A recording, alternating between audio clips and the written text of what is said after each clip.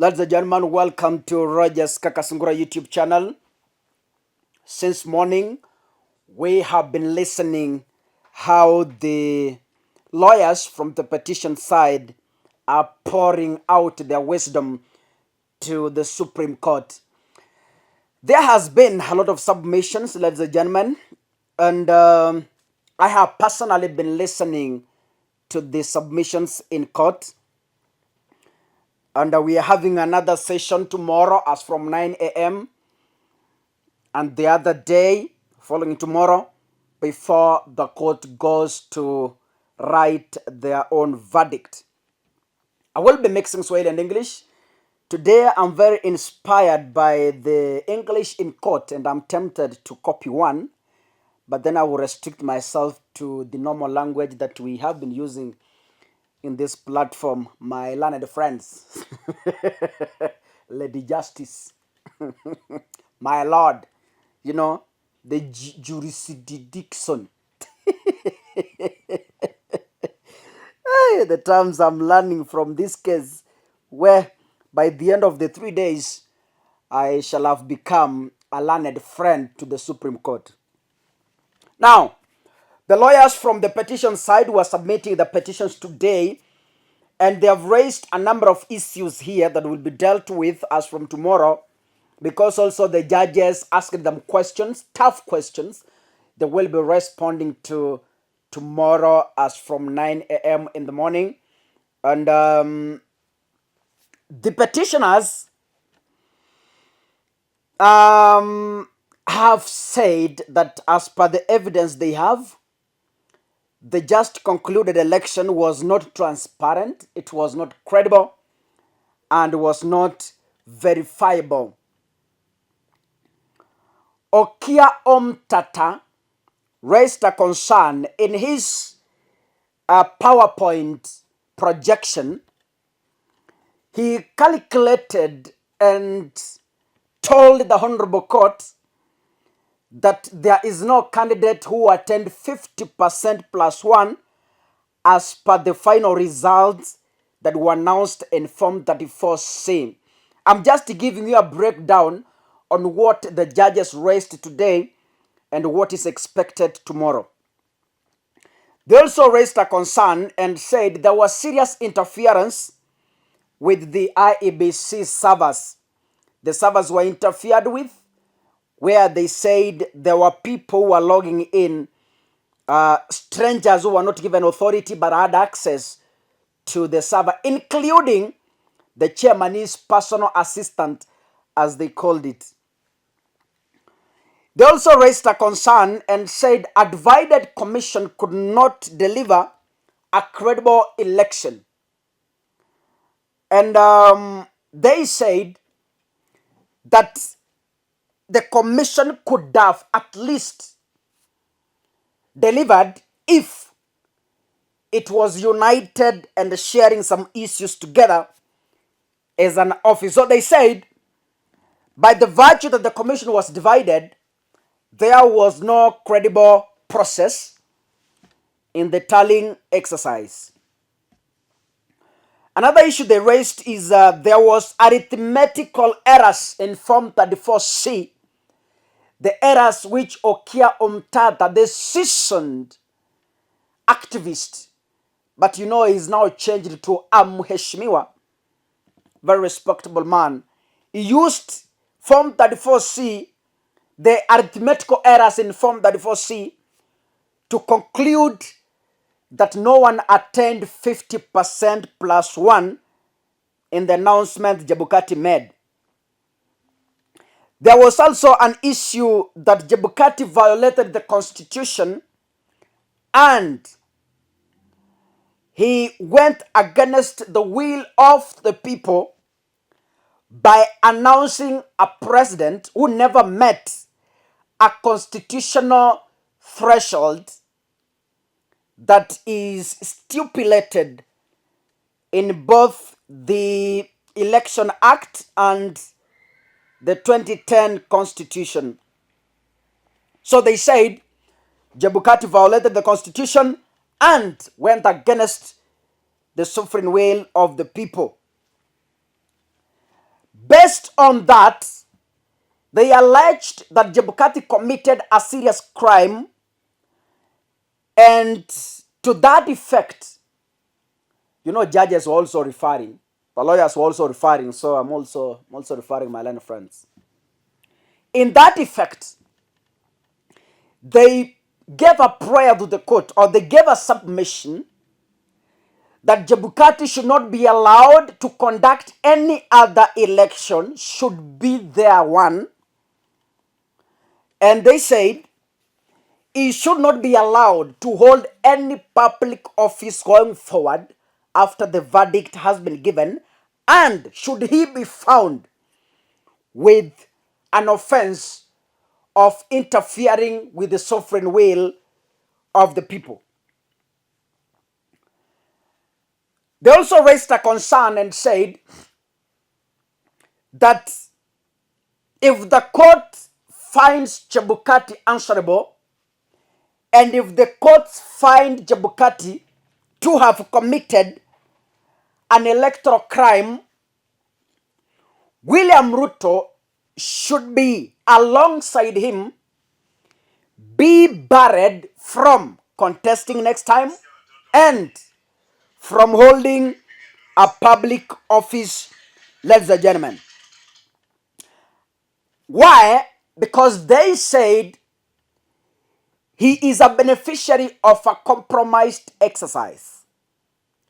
So any beneficiary of the compromised exercise should be charged alongside the person who compromised the exercise, because they belong in the same basket. Another issue that came up is about the Venezuelans, where the petitioner said that Chebukati, in his response affidavit, he said that the Venezuelans were deported, but then the petitioner said the Venezuelans were absent physically, but digitally present in the IEBC servers, and they highly compromised the system. Ladies and gentlemen, James Orengo raised an issue on IEBC where he said that IEBC has refused to abide by the orders of the court to grant Raila Odinga access to the servers. And they said they have about 8 servers, and there was confusion on how many servers access should be granted. And they raised concern that there is no authority that is giving orders to which server should be accessed and to which server should not be accessed. So the judges gave a guideline that they will be looking at the exercise tomorrow and see their proceedings. Another issue that cropped up is about the postponement of election in Raila Odinga's stronghold including Kakamega and Mombasa. The petitioners submitted that indeed the postponement of the election violated the constitution, where they said an election can only be postponed in case of a serious emergency. And the rest concern that Chebukati's reason to postpone the election was not satisfactory, and there was no in-depth explanation to why they had to postpone the election. And they found the move by Chebukati a violation of the constitution, which really affected the voter turnout of Raila Amolo Odinga. Also, another issue that came up is about the total voter turnout in terms of percentage. They said the 60-something% was exaggerated because Chebukati himself was on record announcing low voter turnout. And when he came up with 60 plus something percent, it means that was really a cooked figure.